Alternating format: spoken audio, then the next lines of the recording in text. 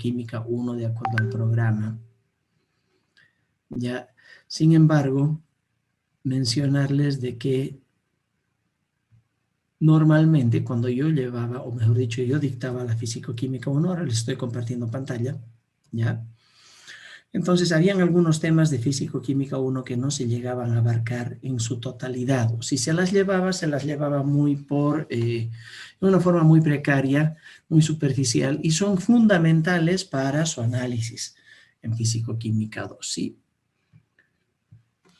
Ahí entró el número 42. Bueno, entonces, voy a achicar un poquito la pantalla. Ahora sí. Creo que ya estamos. ¿Se ve bien? ¿Todos están viendo? Muy bien. Entonces, ahora sí. Bueno, esta materia, si ustedes se dan cuenta, aquí en la propuesta inicial, tiene solamente 2 horas teóricas y 3 horas prácticas a la semana de laboratorio. Si ustedes se fijan, sumado esto por las diferentes semanas, las 18 semanas que nos da el semestre normalmente, sumarían 30 horas prácticas, 45 horas teóricas y horas totales 75. Entre paréntesis, al lado de cada una de estas descripciones, yo he puesto otro número, 7 horas semana totales, ya totalizando 45 horas prácticas y 60 horas teóricas en realidad, y un total de créditos de 9. ¿Qué es lo que significa? Que yo les voy a incrementar y desde el principio, y eso ya lo he puesto en el grupo de WhatsApp, una clase extra a la semana. ¿Y por qué lo hacemos? Porque la materia es bastante larguita, bastante compleja. Los que tienen el libro base, que normalmente es el castellano, deben haber visto que todos los temas son una buena parte del libro. Y si es que queremos aprender un poco de físico-química, no alcanza esa carga horaria que nos dan. Con el rediseño curricular han disminuido las horas de físico-química, que eran 7 originalmente, a apenas 5. Y si queremos hacer ejercicios, ahora ustedes en la forma virtual no tienen ayudantía que antes se tenía y que les ayudaba a hacer más ejercicios, los tienen que hacer los ejercicios conmigo en forma individual, con el seguimiento correspondiente, entonces no alcanza. Por lo tanto, nuestro horario en este momento es del día de hoy a partir de las 6:30 de la tarde, pero vamos a pasar 3 horas, o sea, 3 periodos consecutivos. Bueno, el día de hoy, por ser excepción, una clase introductoria, no vamos a pasar tan largo, pero las otras clases sí vamos a pasar 3 periodos consecutivos el día miércoles. Eso significaría que la clase terminaría entre 8:30 y 9 menos cuarto, más o menos. No creo que nadie tenga clases después de eso. Tal vez se retrasen para ver algún programita, alguna serie. Pero bueno, no importa, porque la idea es que aprovechemos al máximo las clases y tengamos toda la base para poder aprender la materia. Y estaba planteando, lógicamente, que tiene que ser en común acuerdo con todos, una clase adicional los días viernes, que yo les digo a partir de las 5 de la tarde, pero depende de los cruces que tengan y de la disponibilidad de tiempo que tengan en clases, no extra clases, para poder pasar esa clase adicional todas las semanas o casi todas las semanas. En esa clase adicional, a partir de la próxima semana, no de esta, porque en esta sí vamos a avanzar, lo que vamos a abocarnos principalmente es a hacer ejercicios. Entonces, problemas de aplicación de lo que vamos aprendiendo en la teoría. No es obligatoria la asistencia ni a la clase de hoy ni a la clase del viernes. Lo que sí voy a tener cuidado de que siempre los exámenes sean fijados los días miércoles para que las personas que tienen alguna dificultad, algún problema, entonces puedan dar la clase, o sea, puedan dar el examen el día que está fijado. O si no, ya fijamos de común acuerdo entre todos otro día para dar un examen, pero que sin lugar a que se perjudique nadie, ¿no? Bueno, entonces yo pongo en consideración de todos ustedes, y estamos, son 46 en este momento los que están presentes, los demás, bueno, tendrán que acogerse a lo que digamos entre nosotros. ¿Cuándo podría ser esa clase adicional y en qué horario? Mi propuesta es el viernes a partir de las 5, a partir de las 6, no sé, a partir de las 4 tal vez, pero depende de sus clases de todos. Lo pongo en consideración y espero su participación.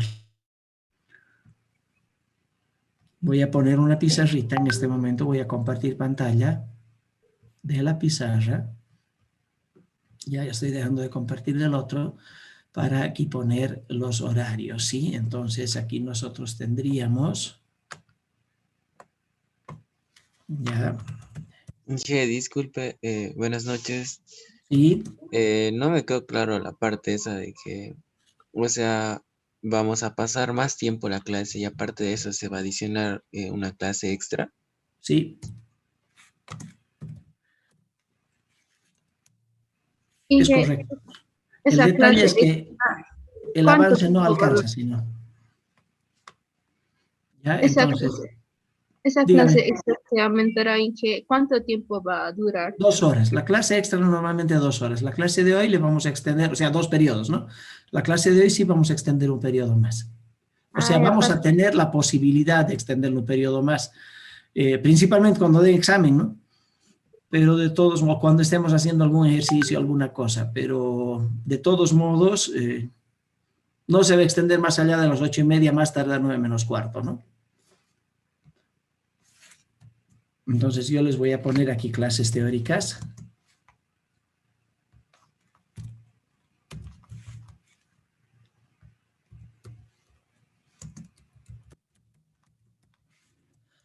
Ya, los miércoles.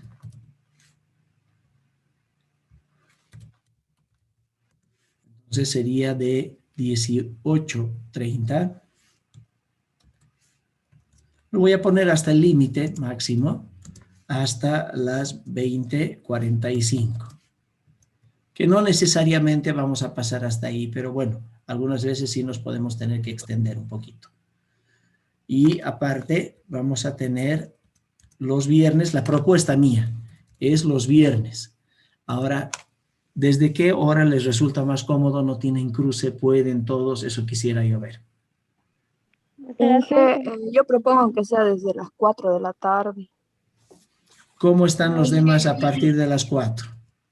Nadie tiene clases, laboratorios, etcétera. Inge, yo tengo clases hasta En clases, las sí. menos Hasta las cuarto. 6:30. Una yo es a tengo partir de las también, 4, otra es a partir de las 5, entonces digamos, ¿ya? Inge, digamos, el lunes no se podría ponerlo, esa clase extra. No, porque Eh, o el viernes en la Depende. mañana, O ingeniero. sea, yo, caso mío, Ah, sí, los lunes viernes tengo en la mañana. Igual sería. el- El viernes de la mañana, Inge. Sí, Inge. Inge, yo estoy de acuerdo Sí. viernes en la mañana, por favor. Ya, viernes en la sí, mañana, pero no a las 7. Sí, que no a las 7 porque No a las 7, ¿por qué? Porque mi actividad principal, que es como asesor universitario, me demanda estar trabajando ahí desde tempranito, más ahora que viene época de consejos universitarios, sí, de un periodo electoral en la universidad y todo lo demás, entonces uno tiene que estar desde temprano ahí. Por eso es que no estoy ahora dictando materias que tengan horario en la mañana. Pero bueno, si ustedes necesitan un horario en la mañana, no podría ser a las 7, tendría que ser 8, 9, depende de ustedes, a qué hora quieren. 8, A las 9.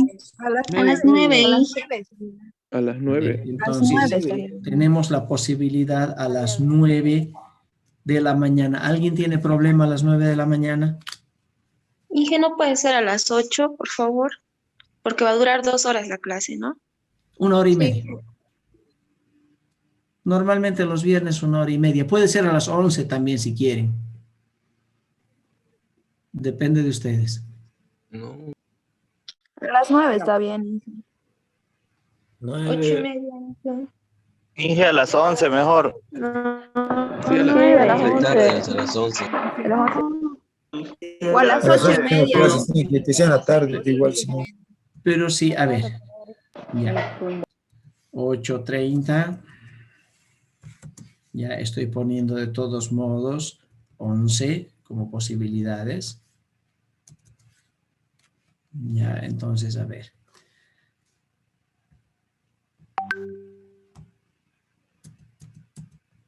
Entonces sería 11 como posible, no sé. A ver, 8:30 es un horario posible. Las personas que tienen clases a las 7, hasta las 8:30 ya están libres, ¿no ve? Un horario posible sería 8:30 a 10. Otro horario posible, digamos, ya descartando los de la tarde, porque parece que en la tarde varios tienen problemas. Entonces descartaremos los de la tarde.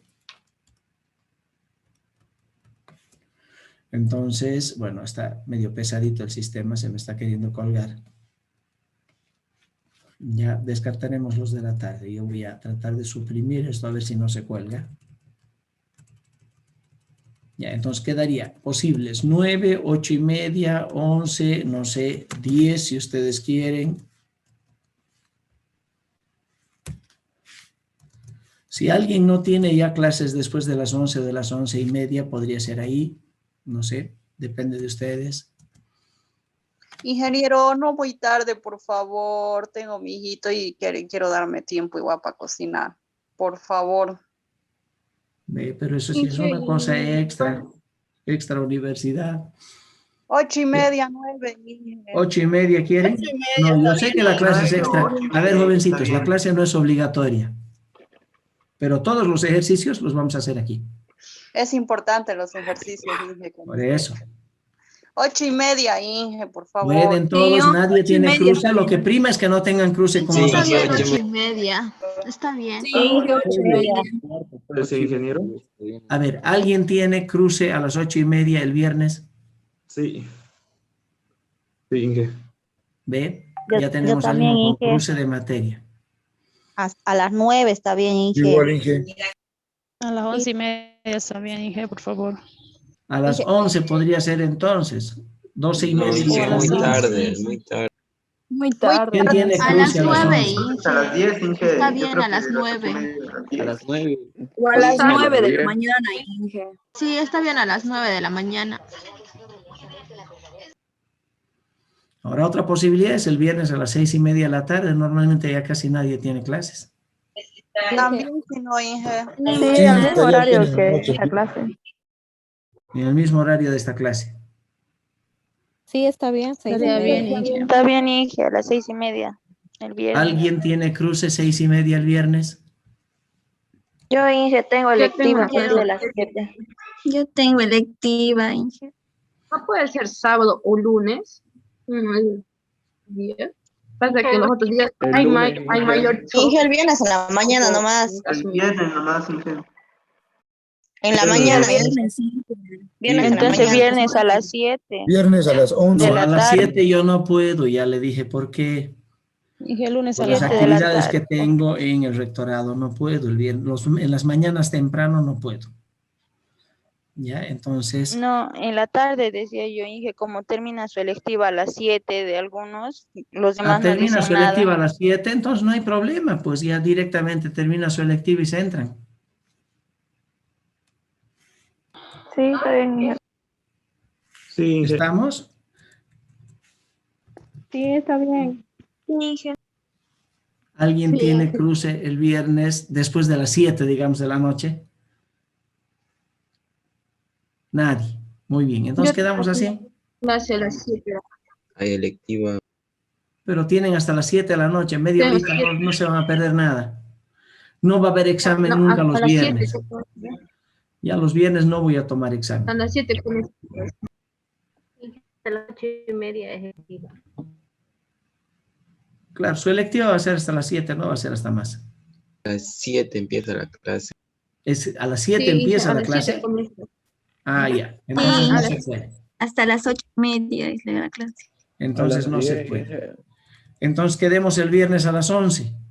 O sea, no es muy tarde, de 11 a 12:30. Muchas veces ustedes tenían Sí, clases hasta las 12:30, hasta la 1. Viernes a las 10, entonces. A las Inge, 10, viernes Inge, a las viernes 9 a de la las 10. Las mañana. 10, Inge, No, a por las favor. 11 A está las 8:30 bien. o 9 A de las la 10 mañana. de Inge. A las ver, 9, jovencitos, Inge. No, jovencitos. está bien, Inge. Ya puede decir, no, ahora no discutan, sí. Ya no se preocupen. Hay lo siguiente. Yo lo que tengo que ver es que nadie tenga cruce en el horario que voy a poner.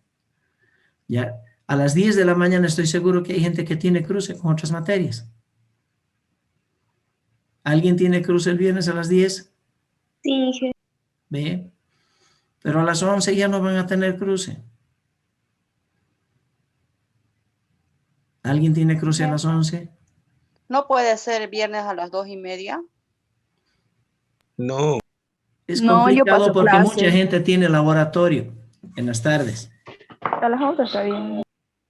Sí, entonces a las, a No, las yo 11 sé que es estaría difícil bien. ponerse de acuerdo. Muchas veces incluso ustedes programan con cruces, ¿no ves? Porque no les queda otra. Sí, yo tengo cruce ahorita. Yo lo que procuro es de que no tengan cruce, Inge, buenas noches. ¿sí? ¿Y usted no podría de cualquier día después de las 8? Yo creo que cualquiera de nosotros puede después de las 8. El problema mío normalmente es el trabajo, mi actividad principal. Claro, Entonces eso el rector también. me llama a reunión y chao mi clase, ¿no? Es el problema. Claro. O le tengo que preparar documentación y bueno, ocurre lo mismo. Porque luego yo creo que la mayoría de nosotros no tendría problema, digamos, en pasar después de las 8:30 de la noche. Pero 8:30 ya es muy tarde, llegan muy cansados. Sí, es muy tarde. Y es Ya las tarde. personas llegan muy cansadas ya de todo el día. Es más difícil. Para nada, no es suficiente. Le garantizo que no.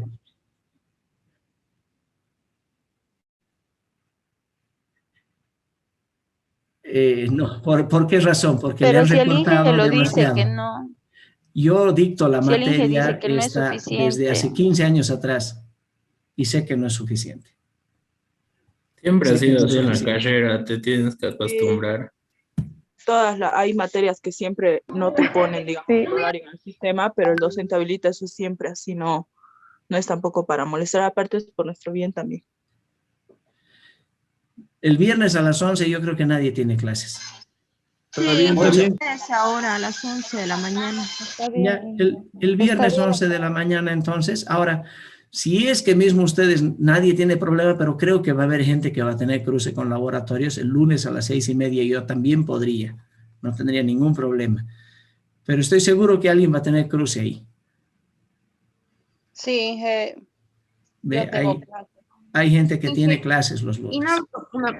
una pequeña posibilidad de lunes. Bueno, en mi caso mío, yo casi tengo libre Yo y solo también tengo tengo una libre, clase Inge. más en la mañana.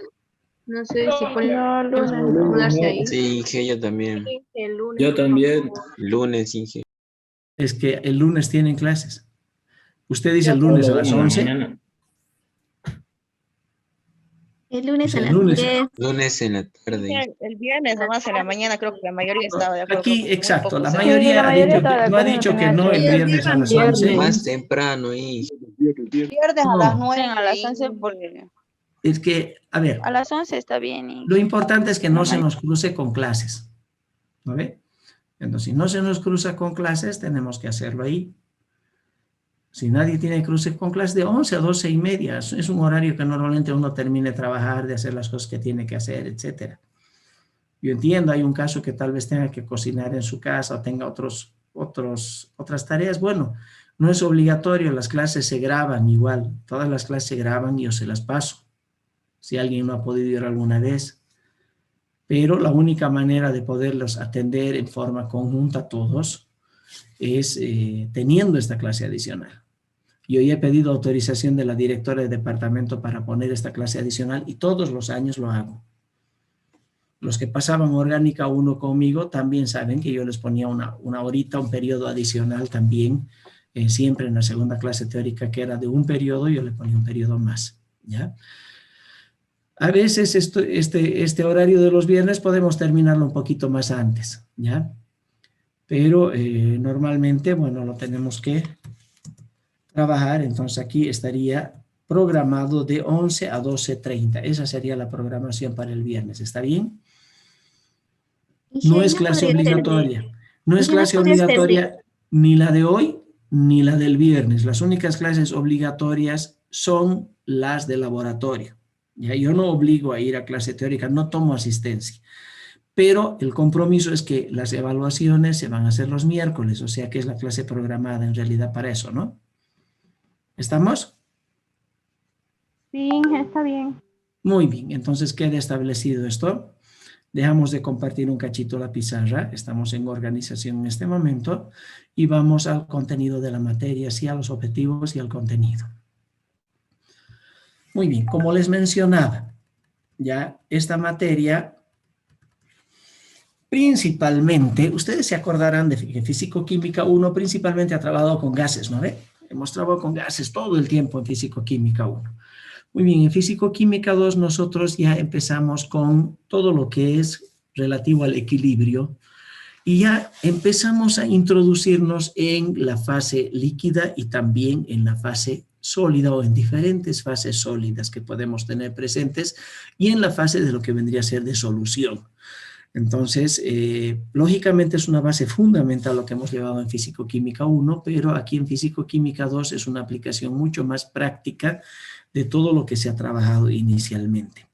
Entonces, ahí tiene un objetivo general que es interpretar y utilizar diagramas de equilibrio líquido-vapor, sólido-líquido, líquido-líquido, sólido-gas. Ven, estamos hablando de diferentes, de las tres fases, de los tres estados de la materia en realidad, para calcular composiciones de equilibrio de diferentes tipos de mezclas. Fundamentalmente estamos trabajando con eso, ¿no? Entonces, el programa, si ustedes ven, tiene una primera parte, que es la revisión de los últimos temas de Físico-Química 1, ¿ya? ¿Desde dónde lo tomo yo normalmente? Desde el espontaneidad y equilibrio. No sé hasta dónde avanzaron ustedes Físico-Química 1 el año pasado. Mejor dicho, este año o el año pasado, porque ninguno de los dos años yo he dado. Ya ha dado la ingeniera la ingeniera Miriam Barrero, creo.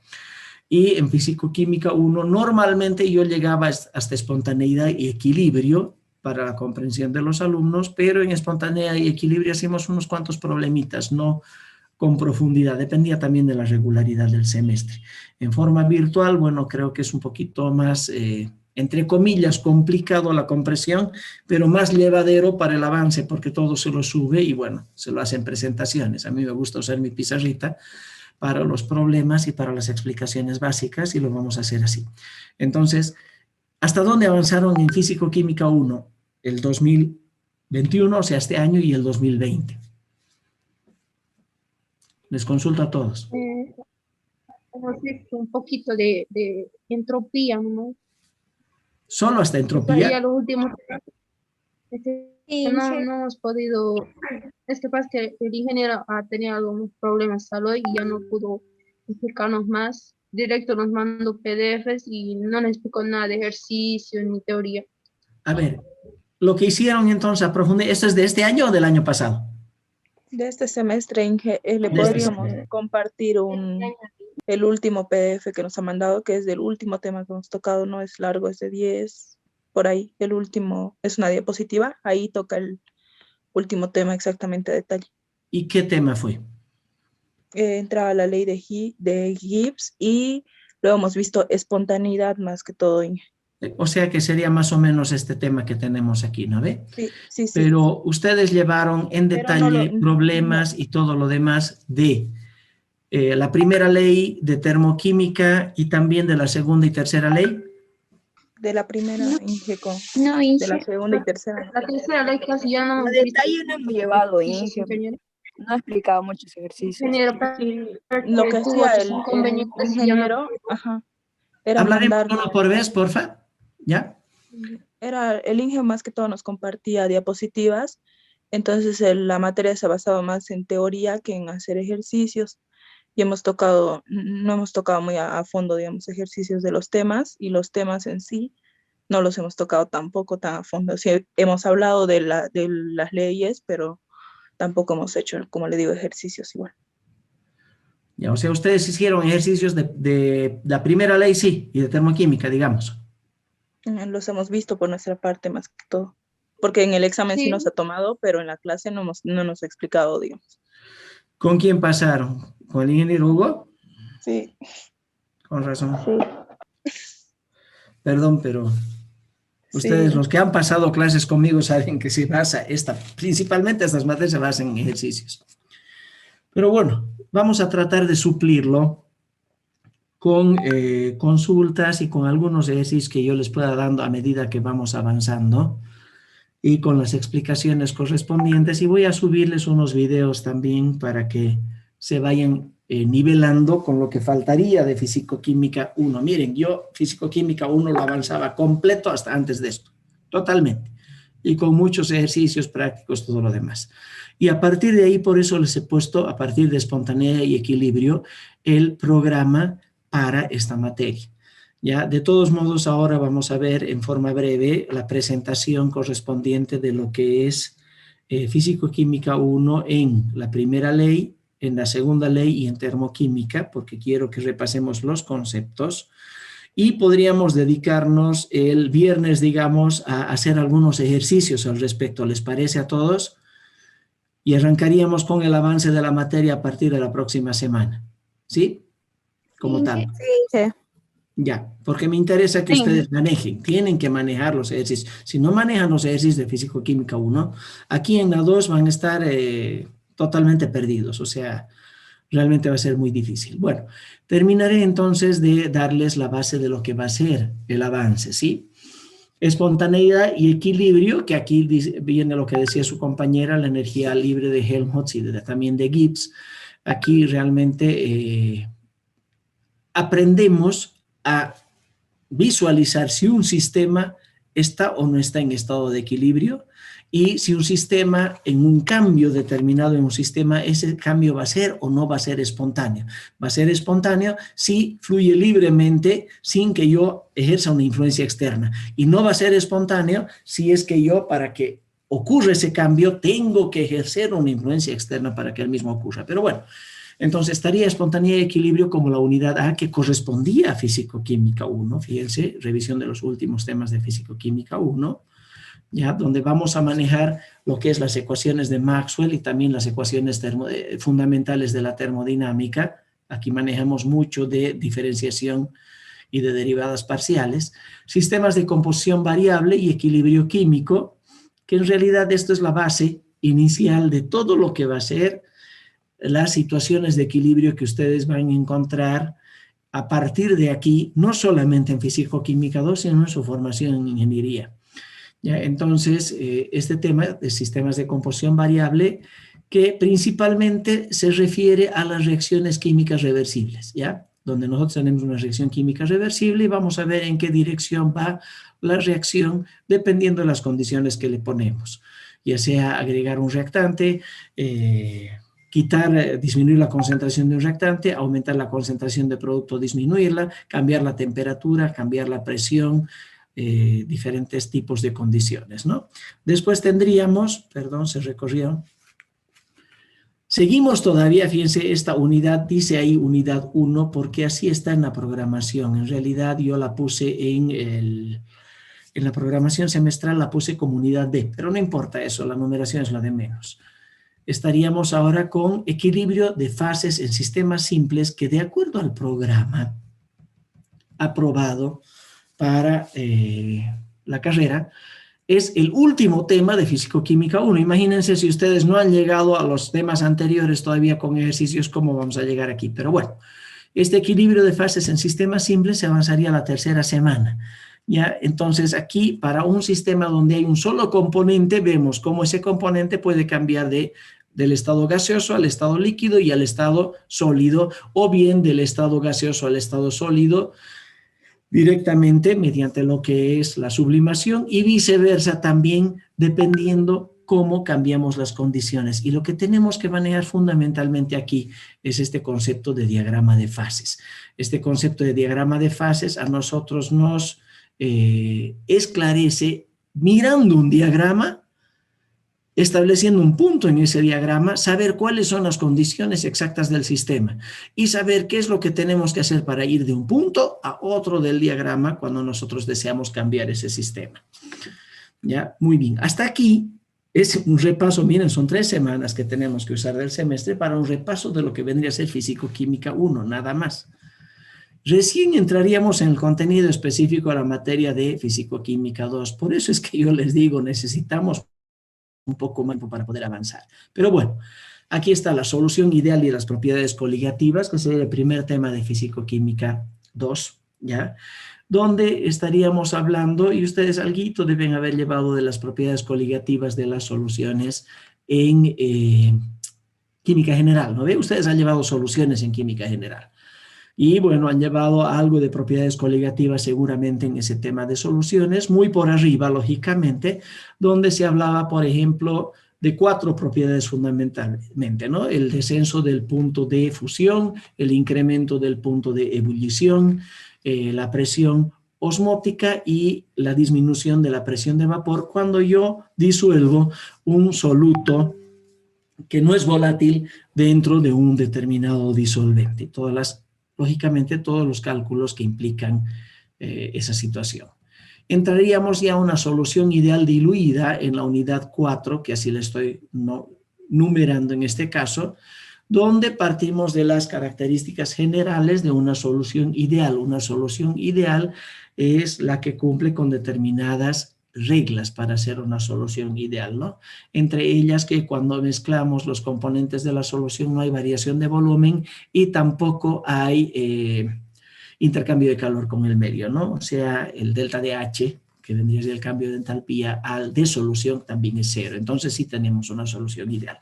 Bueno, para estas soluciones ideales, nosotros aquí tratamos básicamente los principios de los cuales se aprovecha el método de separación que se lleva en química general, que es el método de la destilación, ¿sí? Ustedes han hecho ya destilaciones en química orgánica, han hecho seguramente destilaciones en otras materias en el laboratorio. Pues bien, toda la parte teórica y de cálculos para la destilación, para los principios de los equilibrios en la destilación, los llevamos en este tema. Y este tema es fundamental para entender operaciones unitarias 2, donde tenemos el estudio detallado de lo que vendría a ser la destilación, el diseño de las torres de destilación y de los equipos y todo lo demás. Pasaríamos, en el anterior teníamos un equilibrio líquido-vapor, ahora estaríamos entrando en un equilibrio entre fases condensadas. ¿Cuáles son las fases condensadas? Las fases condensadas son aquellas que son incompresibles, ¿no ve? O sea, el líquido y el sólido. Entonces, primero entramos a lo que vendría a ser un equilibrio líquido-líquido. Estaríamos viendo líquidos miscibles, inmiscibles y parcialmente miscibles también.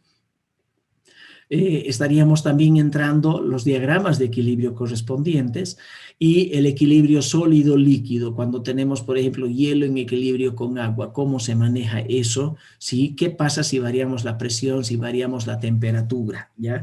Puede también existir un equilibrio en estado solamente sólido. O sea, por ejemplo, en las aleaciones. Ustedes saben que nosotros mezclamos cobre con estaño y tenemos bronce. Así como esa situación podemos tener muchas aleaciones en muchas mezclas de sólidos que cuando se enfrían, digamos, de haber estado en estado de líquido, cristalizan en forma conjunta. ¿Ya? Entonces, nosotros tenemos que introducirnos a lo que vendría a ser los diagramas de equilibrio de los estados líquido, líquido, líquido, sólido y también sólido, sólido. Entraríamos luego a un equilibrio que es el que se da en la sublimación fundamentalmente, que es el equilibrio sólido-gas, y los sistemas de 3 componentes o sistemas ternarios. Aquí aprendemos a manejar el diagrama triangular, ¿ya? Los diagramas triangulares, nosotros siempre, hasta ahora, lo que hemos manejado son diagramas rectangulares, ya sea en 2 dimensiones o en 3 dimensiones, ¿no ven? En cambio, ahora entraríamos a los diagramas triangulares, donde vemos cómo se comportan 3 componentes diferentes en una mezcla, pero en un diagrama en un solo plano. Y bueno, con eso más o menos estaríamos terminando este tema. Entraríamos a la unidad 6, que sería el equilibrio en sistemas no ideales. Hasta antes de este tema hablábamos de sistemas ideales. Ahora nos desviamos de la idealidad. Cuando ustedes en química general calculaban concentraciones, ¿ya? Calculaban concentraciones en base a la cantidad de soluto en una determinada cantidad de disolvente, ¿no ve?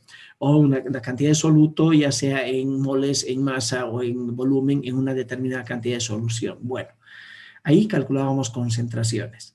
Cuando las soluciones no son muy diluidas, empiezan a ser más concentradas, el comportamiento del soluto se desvía de lo que vendría a ser la concentración real que está dentro de la solución. O sea, hay algunos solutos que exhiben una un comportamiento como si tuvieran una mayor concentración de la concentración real en la solución.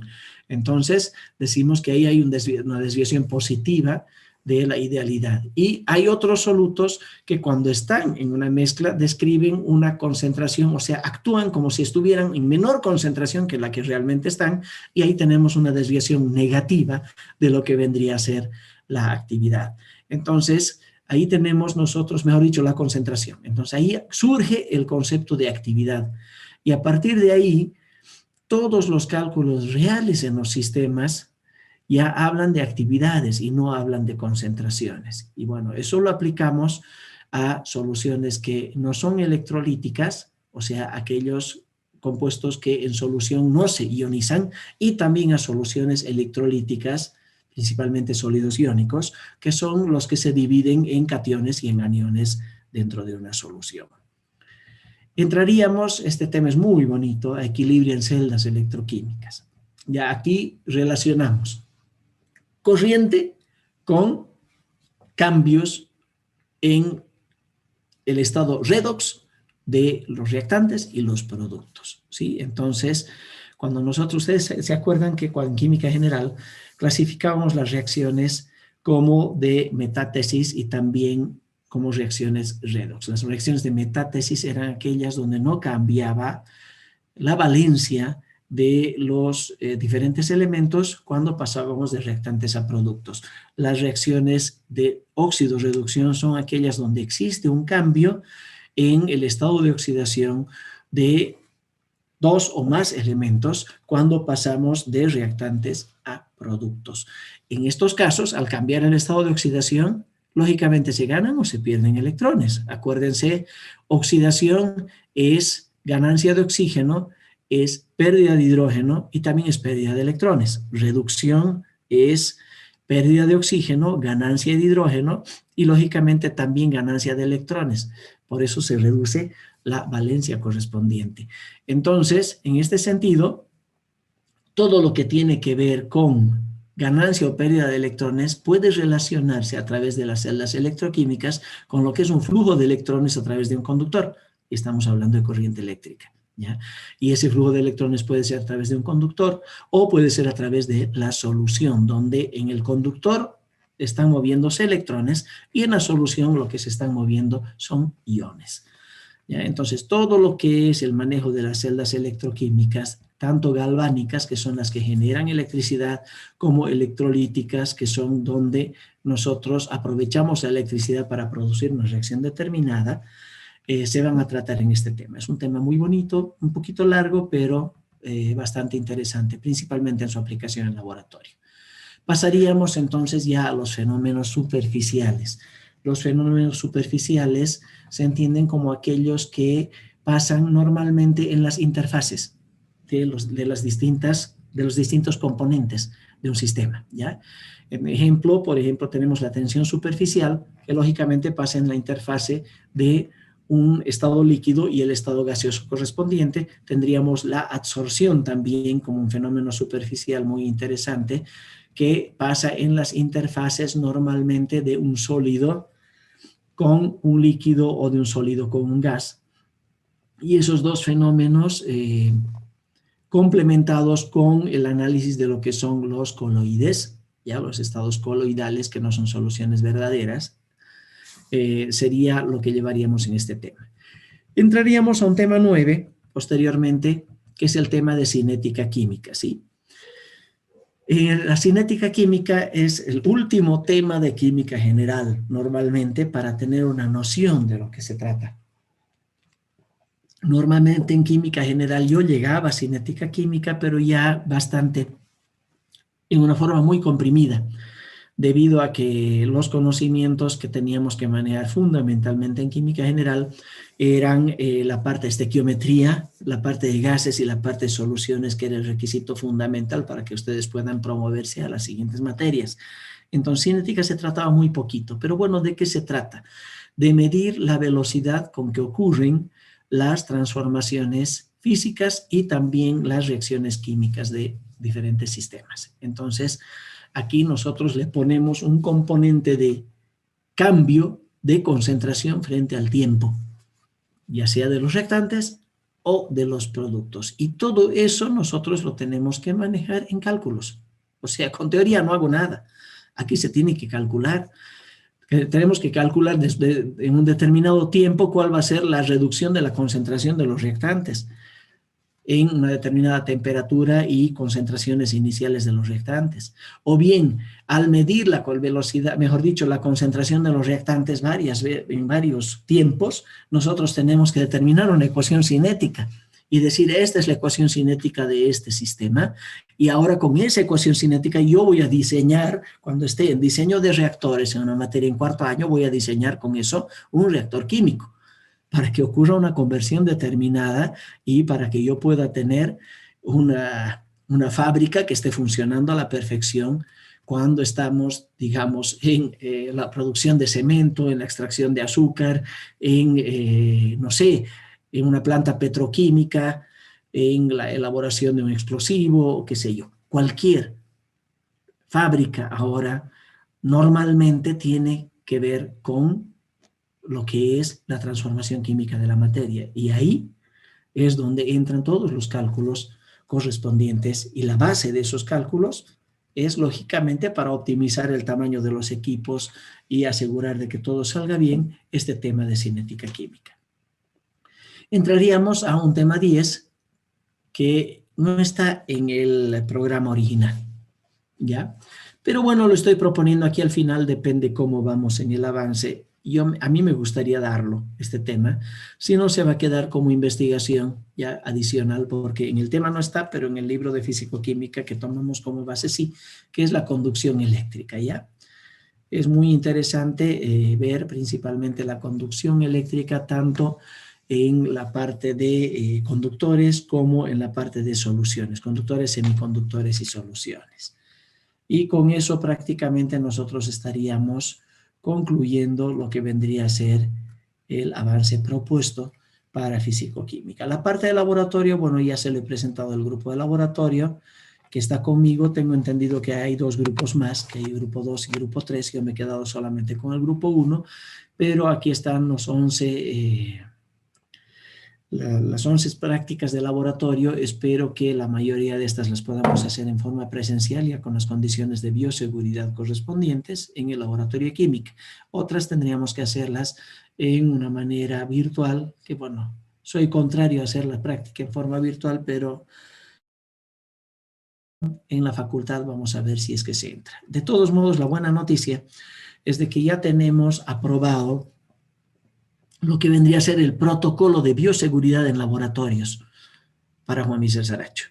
Entonces, bueno, con ese protocolo de bioseguridad aprobado tenemos mucha más probabilidad de que a partir del mes de agosto ya podamos ingresar a la presencialidad en la parte de laboratorio y ustedes se formen como debe ser. Esto sería en cuanto a el contenido, objetivos y contenido de la materia. No sé si hay alguna duda, jovencitos. Estoy presto a sus preguntas. Ingeniero, Sí, Ana. disculpe la ponderación de su materia. Eso viene después, enseguida vamos a ver, ¿ya? Ah, bueno, gracias. Ese es en el encuadre ya de la materia. Primero les he presentado, bueno, hemos fijado horarios y les he presentado lo que son los contenidos, ¿no? Ah, un detalle. Perdón, esto se me olvidaba y me gustaría compartirlo también. Esperen un ratito, ténganme paciencia porque el sistema está un poquito pesado. Ya, enseguida voy a ponerlo aquí.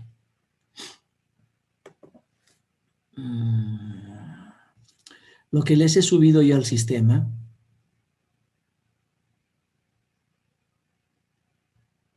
Ya yo les he subido al sistema. Aquí estamos, no, en química orgánica no es. Aquí tendría que ser. Sí. A ver, voy a tratar de entrar otra vez y de compartir la página principal del Moodle.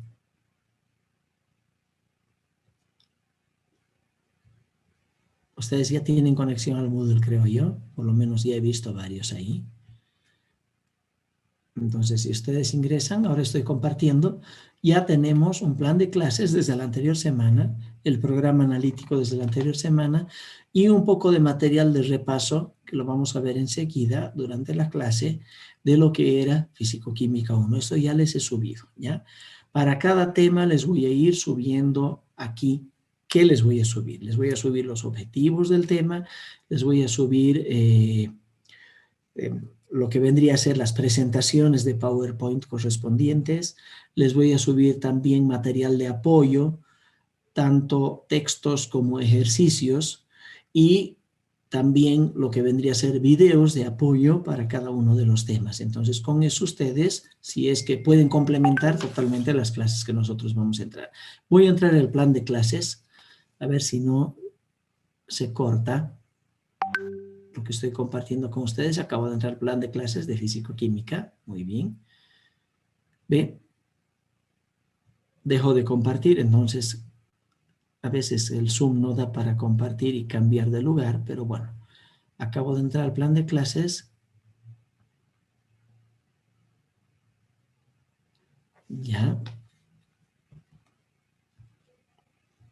Denme 2 segunditos. Ah, ya. Habilitar edición me pide Word. Ahora sí lo voy a poder compartir. Hace rato no me permitía. Muy bien. Esto también lo tienen en el sistema, ¿sí? Ahora están viendo todos. Lo voy a agrandar un poquito. Entonces, antes de entrar a lo que va a ser las evaluaciones correspondientes, ya quiero más o menos ponerlos en contexto.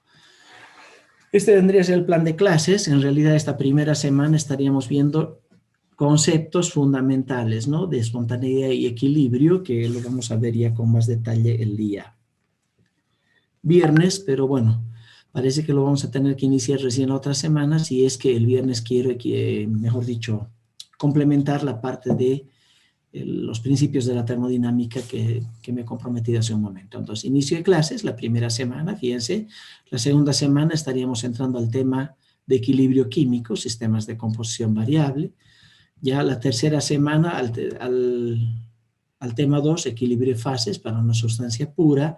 Y en realidad la cuarta semana estaríamos con el tema 3, soluciones ideales y propiedades coligativas. Miren, tenemos que tratar de avanzar un tema por semana. A ver, ojalá que se pueda. Pero bueno, vamos a tratar por lo menos. Y aquí estaría, bueno, seguimos con el avance. Todo esto lo tienen ustedes, no voy a entrar en mucho detalle. Una primera evaluación presencial, ¿sí? Bueno, aquí le pongo presencial, esperando que ya estemos en presencialidad. Si no es presencial, va a tener que ser virtual, no queda otra. Pero ya está programada para el 28 de agosto, ¿ya? Estamos ahorita a 21 de julio, o sea que dentro de 5 semanas más o menos, entrando a la sexta semana, estaríamos con la primera evaluación presencial, donde entrarían los temas 1, 2 y 3. O sea que esa evaluación sería hasta soluciones ideales y propiedades coligativas, hasta ahí, ¿ya? Entonces, seguiríamos con el avance de todos los temas que están ahí, uno por uno se ve el avance. Y la segunda evaluación presencial sería de los temas 4 y 5. O sea, estaríamos hablando de que aquí entrarían el equilibrio líquido-vapor, o sea, la solución ideal, sistemas con más de un componente volátil, que es lo que hablábamos de la destilación principalmente, y equilibrio en fases condensadas, entraría eso en la segunda evaluación presencial, ¿no? Entonces, luego tenemos que sigue el avance, no voy a entrar en el detalle, ya les he dicho. Y bueno, en la semana 12 ya estaríamos con ejercicios de aplicación para la tercera evaluación. Toda esta semana solamente haríamos ejercicios y entraría la evaluación presencial 3 con los temas 6 y el tema 7, o sea, equilibrio en celdas electroquímicas y equilibrio en sistemas no ideales. Ya también tiene fecha, 9 de octubre. ¿Sí? Y finalmente concluimos con el avance hasta la semana 17. Y en la semana 18, aparte de los ejercicios de aplicación para la cuarta evaluación, entrarían los temas 8, 9 y 10, que serían los que estarían pendientes, y sería el 20 de noviembre. Entonces, a partir de aquí ustedes ya tienen definidas las fechas correspondientes para las 4 evaluaciones que estamos planteando, ¿ya? Entonces, bueno, dejo de compartir. Y ahora vamos a lo que solicitaba su compañera. Voy a ir ahora a la pizarra para que definamos lo que vendría a ser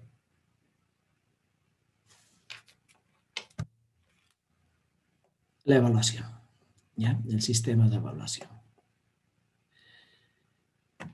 Muy bien.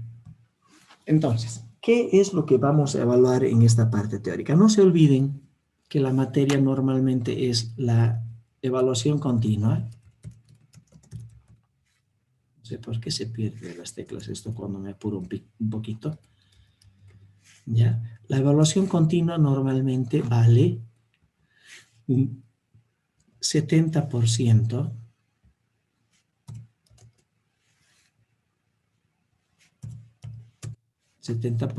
de la nota, ¿sí?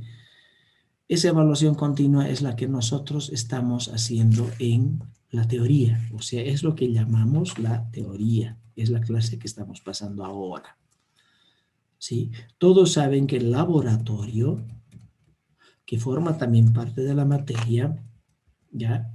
Corresponde al 30% de la nota, ¿sí?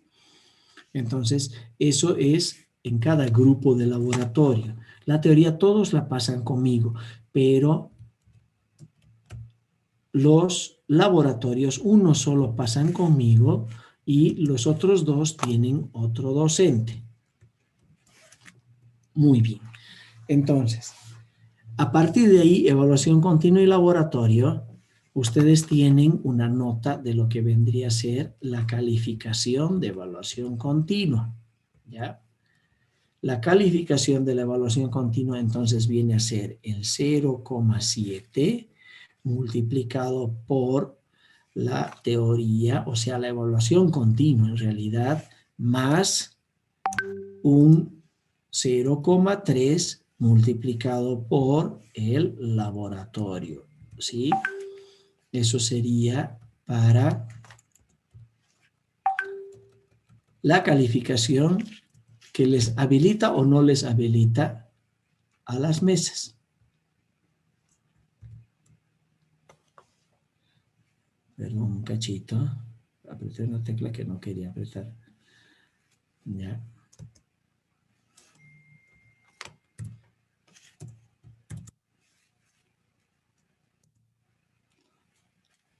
Si no sé por qué esto. ¿Dónde está el insert?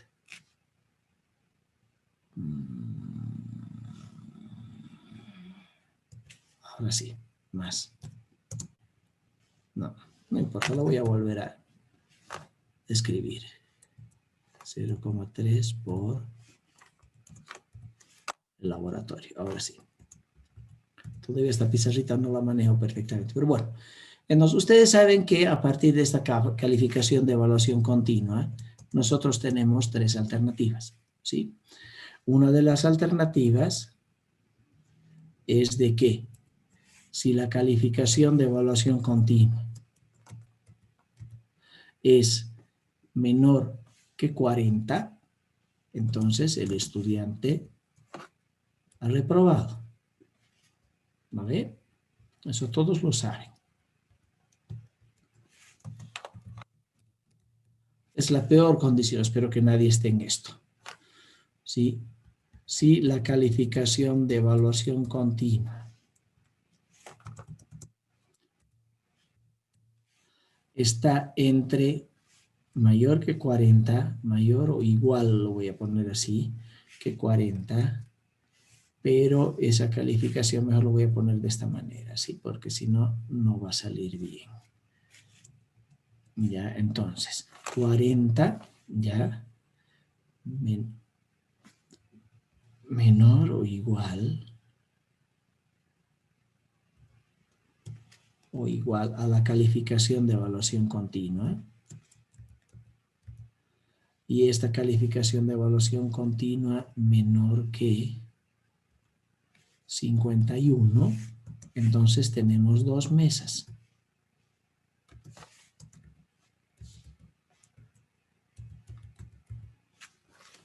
el estudiante estaría habilitado para 2 mesas, ¿no ve? Y si nosotros tenemos,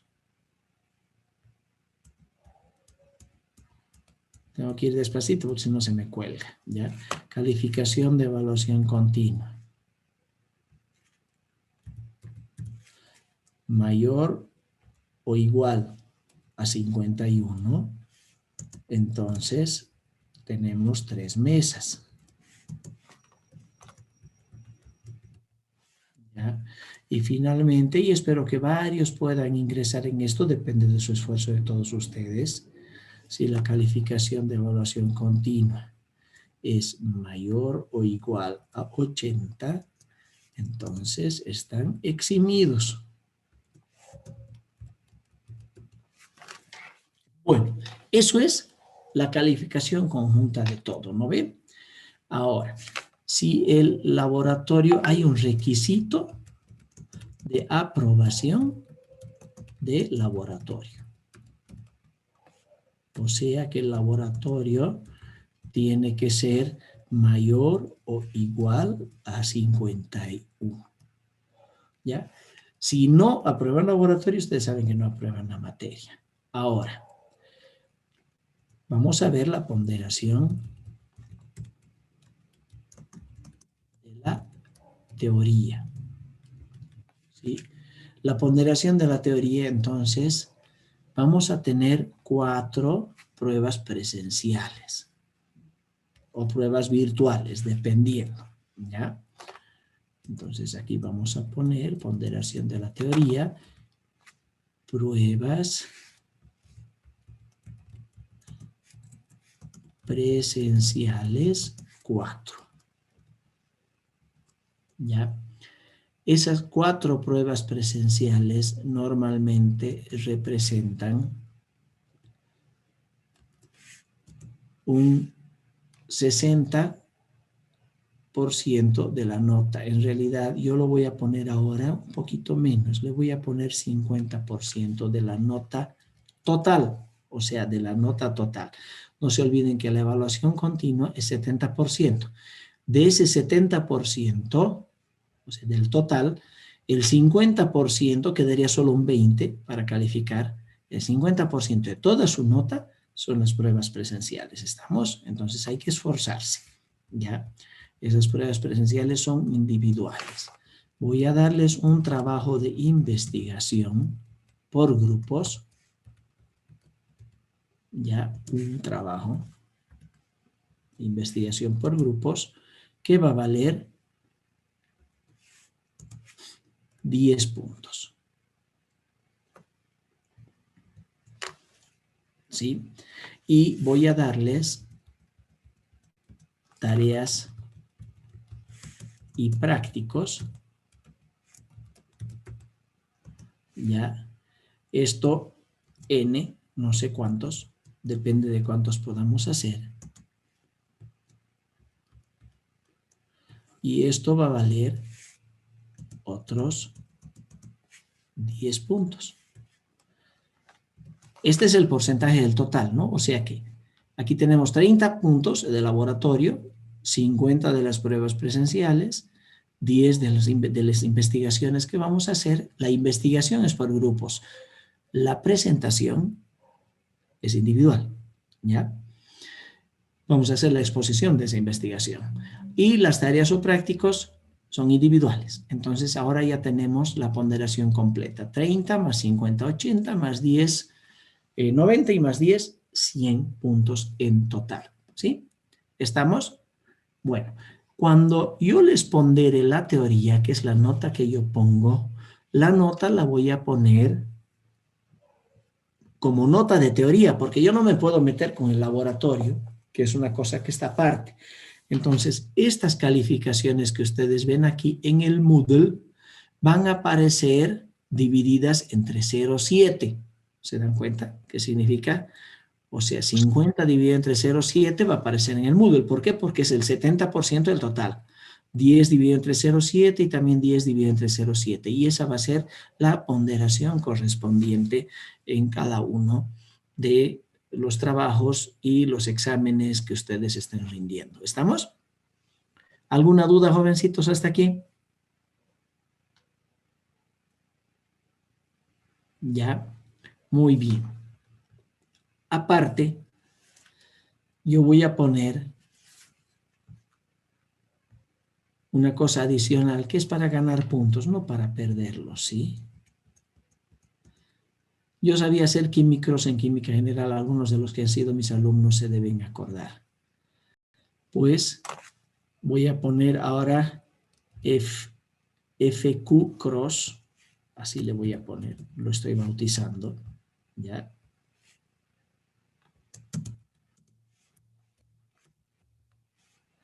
Que van a ser pruebas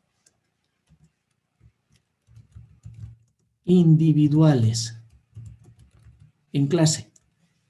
Y esto es para ganar puntos.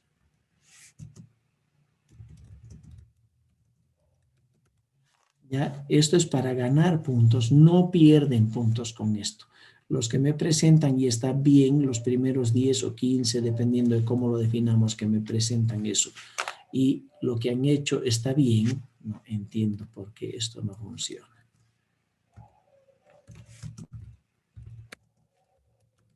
Ya. Entonces, los que han hecho y está bien ganan puntos para aumentarse aquí. ¿Ya? Entonces, si en las pruebas presenciales están bastante flojitos y en esa primera prueba presencial, digamos en los temas de esa primera prueba presencial, ustedes han ganado uno de estos, han salido entre los 15 primeros y está bien hecho, entonces les sumo puntaje en esa primera prueba presencial. Lo mismo cuando estemos en la segunda, lo mismo cuando estemos en la tercera. ¿Estamos? Entonces no pierden puntos con esto. Pero yo por lo menos para cada una de las pruebas presenciales voy a hacer 1 o 2 de estos FQ Cross que lo estoy llamando, y la gente que quiera o que pueda, bueno, se gana sus puntitos y puede mejorar su calificación. ¿Cuál es el objetivo de mejorar calificación? No digamos aprobar, digamos eximirse, ¿ya? Vamos al objetivo más grande, ¿sí? Tratemos de salir adelante bien y, bueno, asimilar bien la materia desde un principio y podernos eximir. A mí me encanta poner 100, pero ustedes los tienen que conseguir. ¿Alguna duda hasta aquí?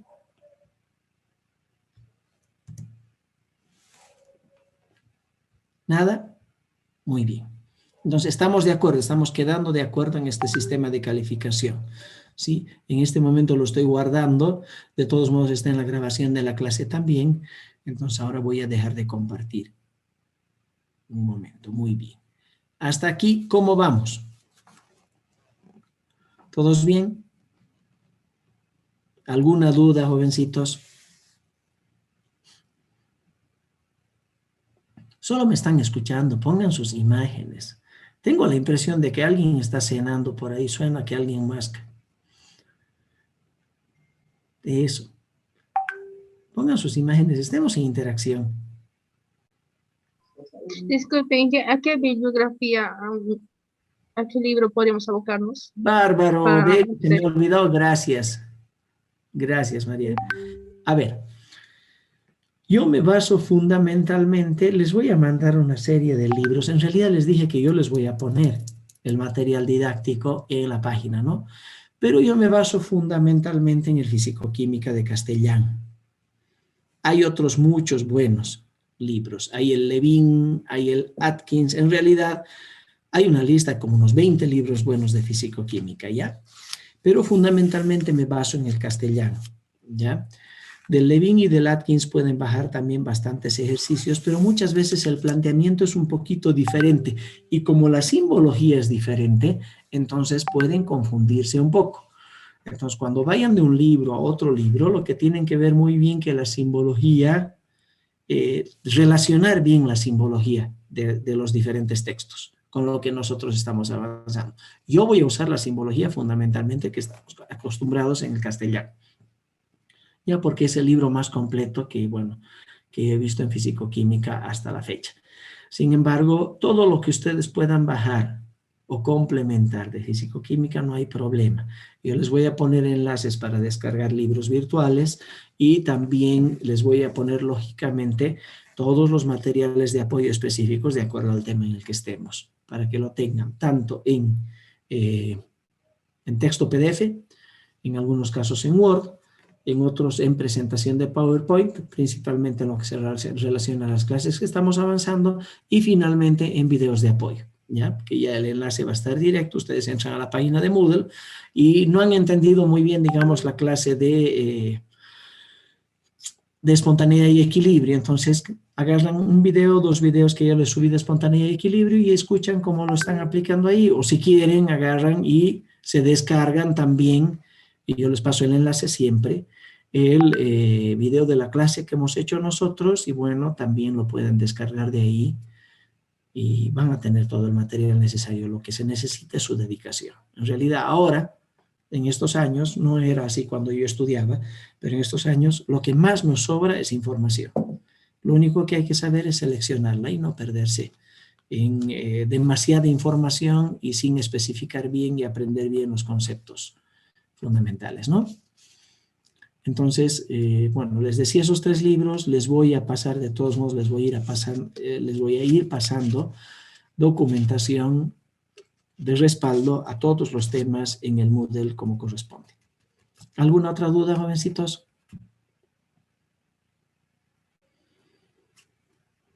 Bueno, si no hay duda hasta aquí, voy a entrar ahora a empezar con el repaso de lo que vendría a ser el primer principio de la termodinámica, ¿sí?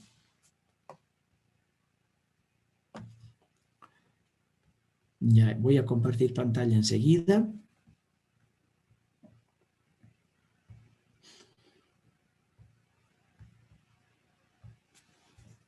Muy bien. Está la pantalla compartida. Empezamos aquí. Ya. A ver. ¿Qué es lo que me dice? ¿Qué estudia la termodinámica? Fíjense, la diapositiva es muy explícita. La transformación de energía de un sistema. ¿Y cómo entendemos a un sistema? ¿Qué es un sistema? Un sistema es una porción del universo que yo voy a estudiar. Puede ser una garrafa de gas. Puede ser una habitación en la que yo me encuentro. Puede ser el cuerpo humano, un determinado órgano del cuerpo. Puede ser un aparato eléctrico que yo estoy estudiando. O puede ser un ecosistema. ¿Ya? Pero ese sistema que yo lo estoy analizando, puede ser un reactor químico, una fábrica, una columna de destilación. Ese sistema que yo estoy analizando, que está sujeto a análisis, está relacionado con lo que lo rodea, ¿ya? Que yo normalmente lo llamo entorno. Aquí están llamándolo medio ambiente. A ver, voy a poner el puntero, deme 2 segunditos. ¿Ya? Ahora sí. Aquí lo llaman medio ambiente, ¿ya? Y yo lo llamo entorno o alrededores, me gusta más. Entonces, el sistema está relacionado con los alrededores. De acuerdo a la termodinámica, el universo está constituido por el sistema y por todo lo que lo rodea, ¿ya? Entonces, los sistemas se pueden clasificar, si ustedes se acuerdan, de 3 formas, de acuerdo a la posibilidad de intercambio de materia y de energía con los alrededores. Cuando un sistema puede intercambiar las 2 cosas, tanto materia como energía, por ejemplo, una columna de destilación. En la columna de destilación yo estoy introduciendo vapor, ¿ya? Para introducir calor a la columna de destilación y poder separar los diferentes componentes, digamos, del petróleo. O, digamos, de, no sé, de un vino que estoy destilando para hacer Singani, ¿ya? Entonces, ese sistema está intercambiando energía. ¿Por qué? Porque yo le estoy proporcionando calor, ¿ya? Para que ocurra la separación de los componentes. Pero también está intercambiando materia. ¿Por qué? Porque de ese sistema está saliendo a través del refrigerante, está saliendo el componente más volátil en algún momento. Entonces, eso es un sistema abierto. Cuando un sistema puede intercambiar materia y energía con los alrededores, es un sistema abierto. Hay otros tipos de sistemas que son sistemas cerrados. Los sistemas cerrados solo transfieren o intercambian energía, no pueden intercambiar materia, solamente intercambian energía. Entonces, voy a recorrer esto un poquito, ¿ya? Fíjense, por ejemplo, aquí menciona como sistema abierto, yo les dije una columna de destilación, un motor de combustión interna de su moto, o de la movilidad. Una célula del organismo también es un sistema abierto, ¿ya? Entonces, un sistema cerrado que solo intercambia energía, por ejemplo, una batería. Si la batería no está saliendo materia de la batería, pero ustedes conectan los polos de la batería y sale corriente eléctrica y les hace prender un foco de la movilidad o, qué sé yo, de un circuito que ustedes estén utilizando. Y un sistema aislado es aquel que no intercambia ni materia ni energía, ¿ya? Ejemplo, un termo donde nosotros hemos puesto agua caliente y todo está cerrado y aislado, o sea que no sale el calor. Bueno, no existen sistemas perfectamente aislados porque siempre hay una cierta pérdida de calor incluso del termo, pero entendemos que estos tres tipos de sistemas son los que vamos a encontrar. ¿Ya? Entonces, ahora, aquí habla muy rápidamente, y esto es un adelanto más bien de lo que vamos a ver ya en el tema de espontaneidad y equilibrio, pero tenemos que tenerlo en cuenta. Los procesos termodinámicos, un sistema está definido. ¿Cuándo se ha definido un sistema? Cuando tenemos claramente definidos todas las variables del sistema, tanto las independientes como las dependientes. Cuando están definidas en un valor específico todas, entonces estamos en un sistema termodinámico definido, ¿ya? Por ejemplo, el agua a una temperatura de 15 grados centígrados, 1 litro de agua y a una presión de una atmósfera. Estamos definiendo cómo está el agua dentro de una jarra, ¿ya? Y bajo la acción de la gravedad, digamos, de 9.81 gramos sobre centímetro segundo, ¿no? Centímetros sobre segundo al cuadrado, perdón. ¿Ya? Entonces, en ese caso, nosotros tenemos el estado de un sistema. Cuando un sistema cambia de un estado a otro estado, entonces decimos que es un proceso, una transformación del sistema. Bueno, cuando el sistema cambia de un estado a otro, puede ser dos tipos de procesos los que nosotros tenemos. Procesos espontáneos o procesos no espontáneos. Y aquí da una figura que es totalmente didáctica. Una pelotita que ustedes ponen en un plano inclinado, bueno, aquí es medio curvo, pero un plano inclinado en la parte de arriba, y la sueltan. La dejan de agarrar y la pelotita, por acción de la gravedad, baja solita. Eso es un proceso espontáneo, ¿ya? Donde la energía cinética, mejor dicho, la energía potencial que tenía la pelotita se va transformando en energía cinética a medida que agarra velocidad y a medida que está bajando por el plano. En cambio, subirle esa pelotita hacia arriba para el plano inclinado, solita no va a subir. Necesitamos darle un impulso. Entonces tenemos que pecharla la pelota hacia arriba para que suba, o darle una patada y bueno, sube, ¿no ve?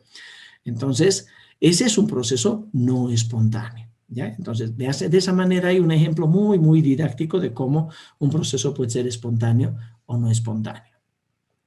Tres conceptos que se manejan mucho en fisicoquímica son trabajo, calor y energía. En realidad, tanto trabajo, calor y energía, estamos hablando de energía, ¿no? Pero bueno, ¿qué es la energía? La capacidad de producir trabajo, ustedes saben, ¿no? ¿Qué es el trabajo? Desde el punto de vista físico, ¿ya? El trabajo es el producto de la fuerza que se ejerce sobre un cuerpo multiplicado por el desplazamiento, es un producto escalar, no es un producto vectorial, multiplicado por el desplazamiento que tiene ese cuerpo. ¿Sí? Entonces, desde ese punto de vista nosotros estamos hablando de trabajo. Y la energía es capacidad de producir trabajo, pero energía nosotros tenemos en diferentes formas, ¿no ve? O sea, tenemos energía potencial, tenemos energía cinética, tenemos energía eléctrica, tenemos energía de transformación de masa en energía, o sea, que viene por la ley de Newton, ¿no ve? Pero hay un lugar, mejor dicho, hay un tipo de energía que se maneja mucho en físico-química, que es la energía interna, ¿ya? Y la energía interna es aquella energía que tiene un cuerpo o que tiene un sistema gracias a las propiedades íntimas de la materia de ese sistema. ¿Cuáles son esas propiedades íntimas? Pues muchas. El estado físico en el que se encuentra, la temperatura a la que se encuentra el sistema, la capacidad, o mejor dicho, la capacidad de la reactividad que tienen los componentes del sistema. No es lo mismo la energía interna que pueda tener un litro de gasolina que un litro de agua bajo determinadas condiciones, ¿no ve? El litro de gasolina, al ser como fósforo, se enciende hace llama. En cambio, el litro de agua no. Pero en otras condiciones, por ejemplo, en una electrólisis, ustedes le meten 2 electrodos a la gasolina, no pasa nada, pero le meten 2 electrodos al agua y empieza a desprender hidrógeno y oxígeno, ¿no ve? Entonces, hay que verlo eso desde diferentes puntos de vista. Muy bien. La energía de un sistema, hemos dicho, es la capacidad de realizar trabajo. Y aquí están dando algunos ejemplos, ¿no? Por ejemplo, un resorte. Un resorte comprimido tiene capacidad de producir trabajo. ¿Por qué? Porque ustedes le ponen algo al final del resorte, lo sueltan y el resorte lo pecha. Entonces está desplazando un cuerpo a una determinada distancia. Un resorte en reposo no tiene. Lo mismo con un gas, ya hablando más de lo que aplicamos en termodinámica. Un gas en reposo que está aquí cerrado en un pequeño recipiente, con la presión interna igualada a la presión externa, pues no tiene capacidad de producir trabajo. Pero si lo comprimimos el gas y le ponemos 2 topes, entonces tiene capacidad de producir trabajo. ¿Por qué? Porque le retiro el tope y el gas pecha a este cuerpo hacia arriba, ¿no ve? Entonces, de ahí también más o menos manejamos lo que vendría a ser la energía. Perdón, un cachito. Voy a reubicar esto, para mí por lo menos. Ahora sí. Entonces, a ver, ¿qué es el calor? Es la forma más desordenada que existe de energía, ¿no ve? Que se transfiere normalmente de un cuerpo que está a una mayor temperatura hacia un cuerpo que está a una menor temperatura. Eso es el calor. Entonces, nosotros tenemos que en este caso, por ejemplo, está mostrando en la figura un sistema que está transfiriendo calor hacia el medio ambiente o los alrededores, ¿sí? ¿Por qué? Porque tengo una pared aquí que no es aislada, es una pared diatérmica que permite que el calor fluya desde aquí adentro hacia afuera. Entonces, el sistema tendrá que estar a una mayor temperatura que los alrededores para que esto fluya en esta dirección. En cambio, si yo le pondría al sistema una pared adiabática, entonces el sistema no podría transferir ese calor hacia los alrededores, sería un sistema cerrado, ¿no ve? Un sistema aislado. En un sistema aislado no podemos tener esa transferencia. Seguimos. Muy bien, aquí este dibujito, fíjense, es súper didáctico en comparar cómo las moléculas actúan cuando estoy transfiriendo energía como calor y cuando estoy transfiriendo energía como trabajo. Cuando yo transfiero energía como calor, ¿qué es lo que ocurre? Aumento la velocidad de movimiento, de vibración de las moléculas. Y eso es en forma totalmente desordenada, caótica. Cuando ustedes ponen a calentar el agua, y el agua entra en ebullición, ustedes ven cómo se forman burbujas y se mueve todo el cuerpo del agua por todo ello, ¿no? En la caldera o en la olla. Bueno, pues así es como actúan las moléculas en el momento que estamos transfiriendo energía como calor. Aumentamos el movimiento en su sitio de cada molécula en las fases comprimidas, mejor dicho, condensadas, como sea la líquida o la gaseosa, y el movimiento al azar en todo el recipiente de las moléculas cuando estamos en estado gaseoso, pero es totalmente caótico. En cambio, cuando yo transfiero energía en forma de trabajo, ese sistema, las moléculas que conforman ese sistema, las estoy moviendo en una sola dirección. La dirección en la que estoy aplicando esa fuerza para producir el trabajo o esa presión para comprimir el gas en una determinada cañería, ¿no? Entonces ahí está claramente establecida la diferencia de lo que vendría a ser cómo transfiero energía como calor y cómo transfiero energía como trabajo. Todo tipo de energía tiende a degradarse hasta la forma más desordenada de energía, que es el calor. Si ustedes agarran una piedra, la lanzan desde el techo, ya una piedra grande, esa piedra en el techo tiene una determinada energía potencial, ¿no ve? En el momento que la han soltado del techo, esa energía potencial va disminuyendo, se va transformando en energía cinética.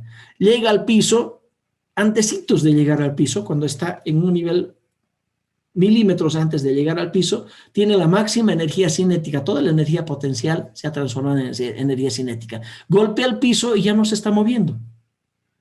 ¿En qué se ha transformado esa energía? Porque hay una ley, que es la primera ley, que es la ley de la conservación de la energía. En el momento que ha golpeado el piso, se ha transformado en otro tipo de energía. ¿Cuál? Puede ser que ha deformado el piso, entonces es una energía de deformación. pero es seguro que se transforma también en energía calorífica.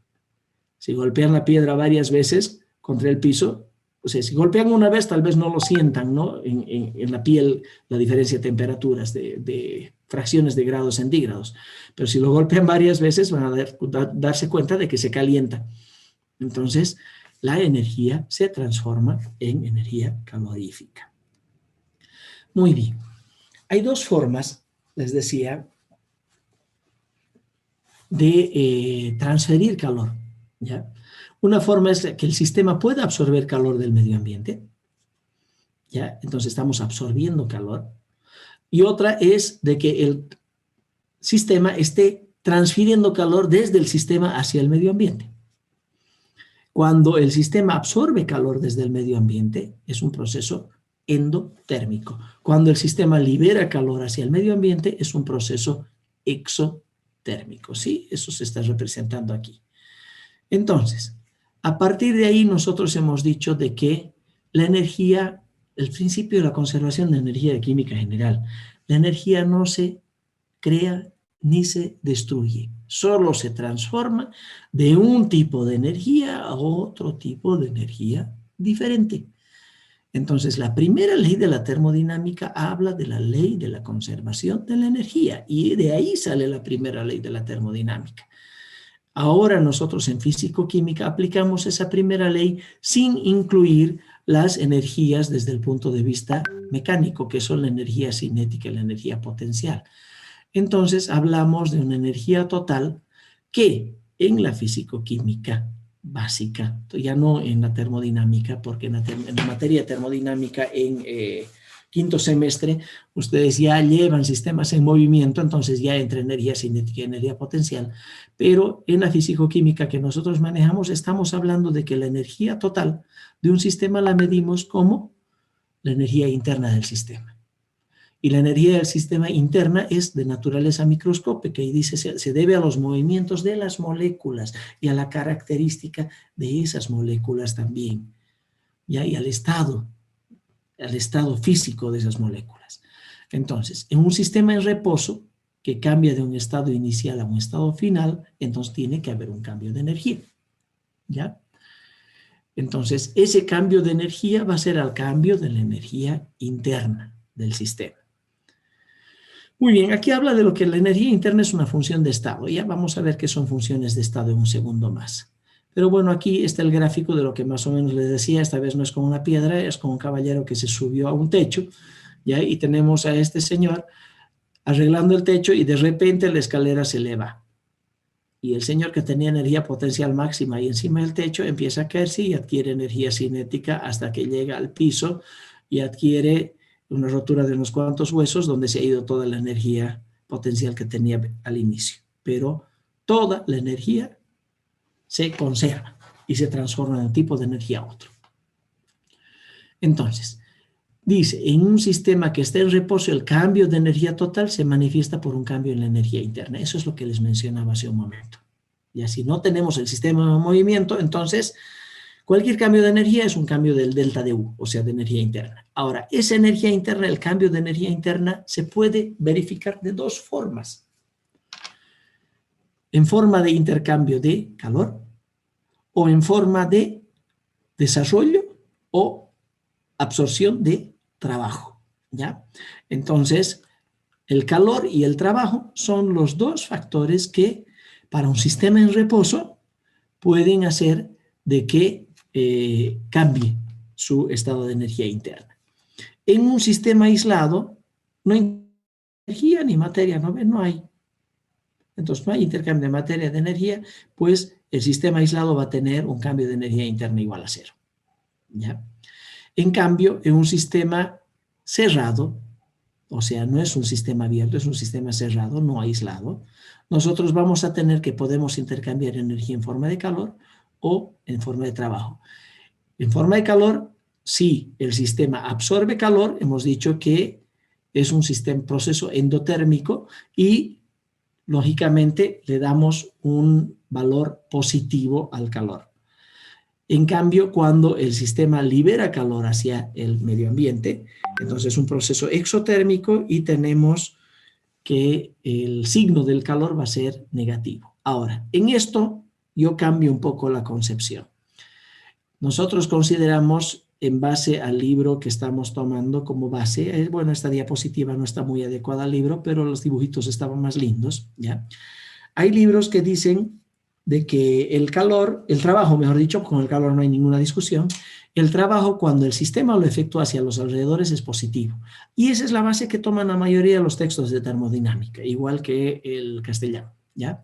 Entonces, el trabajo cuando el sistema se expande, desarrolla trabajo hacia los alrededores, que hay una expansión, y por lo tanto se considera positivo. Y cuando el sistema lo quiero comprimir, o sea, reducir el volumen del sistema, entonces el trabajo se considera negativo. Aquí, si ustedes ven, los signos están al revés.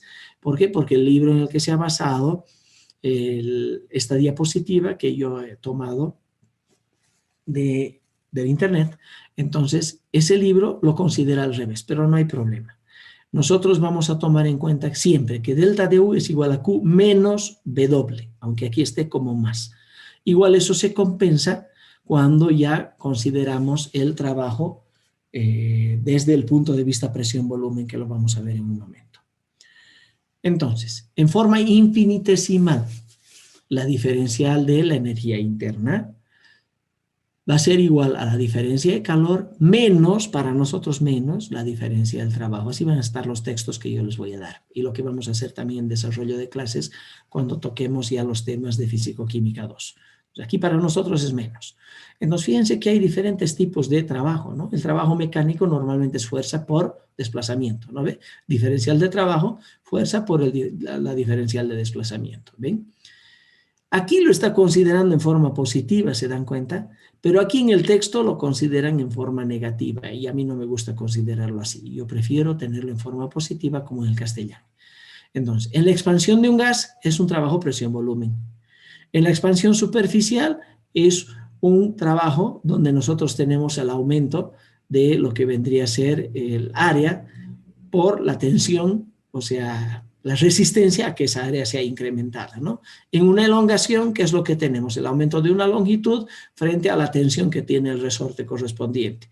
En el trabajo eléctrico, el flujo de la carga eléctrica determinada frente a un potencial eléctrico que yo tengo en un sistema. Las unidades de trabajo y las unidades de energía son las mismas. O sea, trabajamos con Joule, ya que es Newton por metro. Trabajamos con ergios, que es Dina por centímetro, ¿no ve? O trabajamos con calorías. Un Joule es 0,24 calorías, ¿ya? Y la caloría, bueno, es la cantidad de energía necesaria para aumentar en 1 grado centígrado la masa de 1 gramo de agua. Bueno, y aquí tenemos el trabajo presión-volumen, que es el que tenemos que considerar fundamentalmente, ¿no ve? Aquí nosotros tenemos que la diferencial de trabajo es igual a menos fuerza por desplazamiento. Miren cómo se contradice. Voy a ir a la anterior diapositiva. Fíjense, la diferencial de trabajo, fuerza por diferencial de Z. Aquí aparece por menos diferencial de Z. Bueno, nosotros siempre lo vamos a considerar como más, ¿no? Entonces, esa diferencial de trabajo, ¿cómo la transformamos? Sabemos que la fuerza es igual, mejor dicho, la presión es la fuerza sobre el área, ¿no ven? La presión es la fuerza sobre el área, ¿no ven? Entonces, si nosotros despejamos fuerza, va a ser la presión por el área. Entonces, reemplazamos esta fuerza aquí y vamos a tener presión externa, porque es la presión que nosotros estamos ejerciendo desde afuera, por el área por diferencial de Z, y el área por diferencial de Z es diferencial de volumen, aquí en la China. Entonces, a partir de ahí tenemos nosotros que el trabajo total, bueno, para mí signo más, es yendo del diferencial al integral, o sea, integrando en un volumen inicial y otro volumen final, es la presión externa por la diferencial de volumen, ¿no? Si la presión externa no varía, es constante, por ejemplo, le ponemos aquí a este sistema, le ponemos una bolsa con arena, entonces directamente se comprime y llega a este estado final, ¿no ve? Estado inicial, estado final, y estoy comprimiendo el sistema. Si le retiro la bolsa, entonces, ¿qué va a hacer? El gas se va a expandir y va a subir el pistón hasta aquí.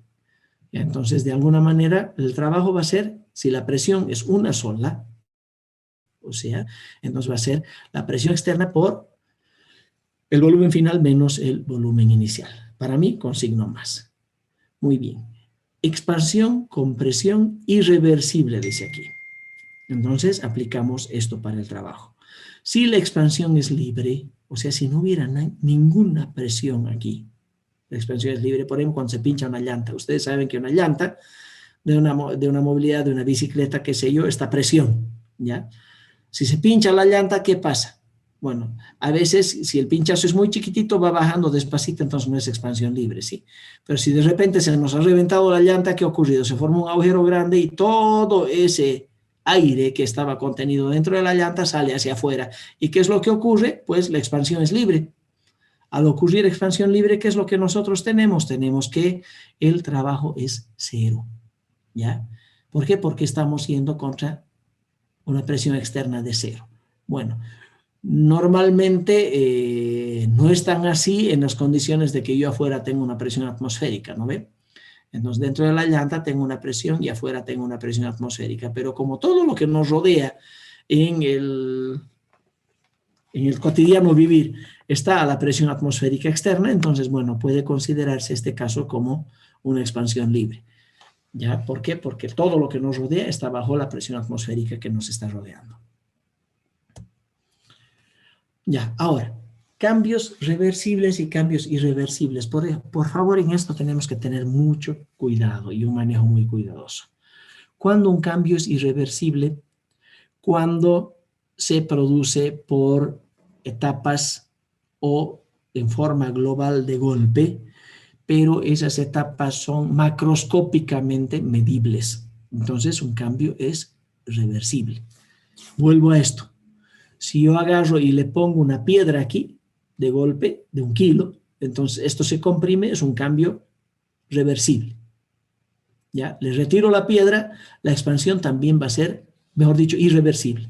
La expansión va a ser irreversible. Irreversible es cuando se produce así, o de golpe todo, o si no por etapas. ¿Y cuándo es reversible? Aquí hemos dicho irreversible, ¿no ve? Con la piedra. Ahora, vamos con reversible. Reversible es cuando el cambio opuesto es infinitesimal, o sea, que la variación en cada etapa de lo que hay, las condiciones anteriores a las condiciones siguientes, solamente es por un diferencial, por un cambio diferencial. ¿Cómo podemos comparar esto? Si yo aquí tengo una piedra, ¿ya?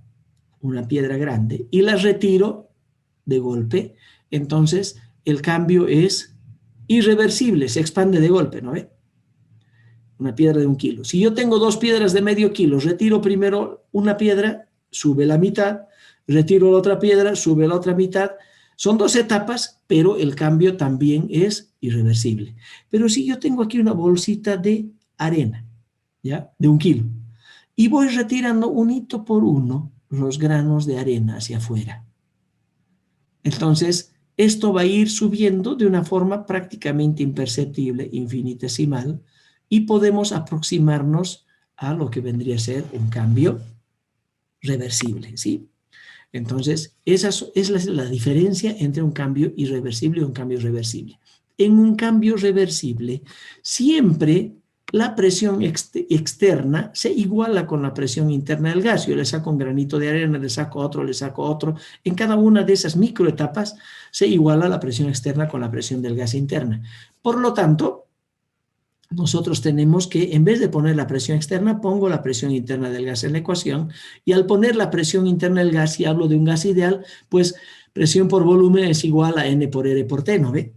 Es la ecuación general de los gases. Despejo y voy a tener presión NRT sobre V. Esto lo reemplazo aquí y voy a tener la diferencial de trabajo, en realidad menos NRT para mí más, NRT diferencial de V sobre V, y si esto lo integro desde un volumen 1 hasta un volumen 2 y considero, por ejemplo, que la temperatura no ha variado, que la temperatura es constante, entonces voy a tener el trabajo para una expansión o compresión irreversible. Mejor dicho, reversible, ¿ya? Entonces, para la reversible sería esta ecuación. Para la irreversible sería esta ecuación de aquí. Ya tenemos las 2 ecuaciones correspondientes, ¿ven? Entonces, aquí está ejemplificado lo que es la expansión y compresión de un gas. Ya vamos a llegar al tiempo. Creo todavía un cachito más. Aguantar 10 minutitos más. ¿Ya? Entonces, fíjense aquí llevándolo a una gráfica. Presión por volumen. Estado inicial, estado final. Fíjense, el estado inicial tiene menor volumen, el estado final tiene mayor volumen. ¿Qué es esto? Una expansión. ¿Por qué? Porque el volumen del gas ha aumentado. Entonces, si yo tengo el gas comprimido aquí, con un tope, o mejor dicho, con la piedra de 1 kilo, le saco la piedra de 1 kilo, de golpe el sistema se va a ir al volumen final. Y el trabajo va a ser ¿a qué? La presión externa por el volumen final menos el volumen inicial. En el dibujo, este diagramita que está en color rojo, aquí este bloque de color rojo, este rectángulo, esa área va a ser el trabajo, ¿ya? Sin embargo, si yo voy sacando granito por granito, entonces vamos por esta dirección, por la línea azul. Y se va a ajustar, si no he variado la temperatura, si es condiciones isotérmicas, entonces va a ajustar esta ecuación que está aquí. Y el trabajo en condiciones reversibles de expansión va a ser el área debajo de la curva azul. Todo esto que está en azul. Fíjense que en la expansión, el trabajo en condiciones reversibles realizado por el sistema sobre los alrededores es mayor que el trabajo realizado en condiciones irreversibles. En la compresión, no es comprensión, por favor, los sistemas no necesitan que los comprendan, ¿ya? Es compresión, porque lo comprimimos. Entonces, es al revés. Fíjense, yo estaba, ahora el volumen inicial es aquí, está el sistema, el gas expandido, y de repente le pongo la piedra de 1 kilo y se comprime de golpe. Entonces, la presión externa es la presión final, ¿ya? Volumen final, presión final, es la presión externa. Yo le he puesto la piedra, se ha comprimido. Al comprimirse, ¿qué ha ocurrido? Contra esa presión externa hemos variado el volumen final menos el volumen inicial y vamos a tener que el trabajo que se ha realizado sobre el sistema, ponerle la piedra desde afuera, es toda esta área debajo del rectángulo rojo. En cambio, si yo voy agregando ahora 1 granito de arena, 2 granitos de arena, 3 granitos de arena, n granitos de arena, hasta llegar al kilo de arena, voy por esta dirección, por la trayectoria azul. Y el trabajo va a ser el área debajo de la curva azul en condiciones reversibles. Por lo tanto, en una compresión, el trabajo irreversible realizado desde afuera sobre el sistema siempre va a ser mayor que el trabajo reversible. ¿Estamos? Entonces, normalmente, el trabajo de compresión y de expansión en condiciones reversibles es el mismo. Miren, por eso es reversible. Porque yo puedo volver a las condiciones iniciales del sistema en la compresión reversible y he usado la misma cantidad de trabajo que cuando yo estaba en el proceso inverso. Fíjense, el área debajo de esta curva es exactamente el mismo que el área debajo de la curva, o sea, los que están en color azul, ¿no?